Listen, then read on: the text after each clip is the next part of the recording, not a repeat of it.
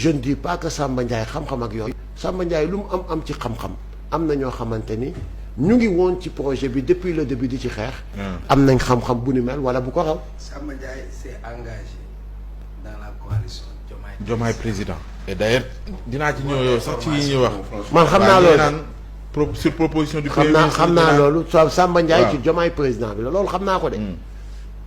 loolu xam naa ko mais tamit il faut que des fois waa Pastef yi nit ñi nangul leen tamit que ni seen góom wéragul il faut que nit ñi nangul leen ko affaire bi warul nekk benn affaire bu brutale ndànk-ndànk avec une communication peut-être ça va venir.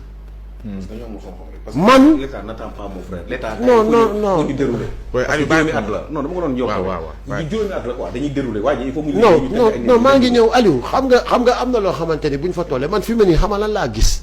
sérieusement man gisatuma kii et kii ma xam lan laa gis Ousmane Sonko ak Bassirou Diomaye Faye actuellement quoi qu'on puisse dire ñoo nekk di doxal le projet bu ñuy doxal le projet nañ leen jox confiance. quand les boys disent que ni ñun ñooy sécuriser projet bi. dama leen koy nangul te effectivement ils sécurisent bien le projet ñu ngi koy def bu baax ils jouent bien leur rôle ñu ngi koy def. war naa mën a yegg ba ci. non insister à ce que président delluwaat ci décision ci nommé ki nga xam te ne mooy Samba Ndiaye. waaw parce que daan naa toog man président jël une décision waa Sénégal yëpp wàcc ne ko dellul ci sa décision bi waruloo nekk candidat dellu ci.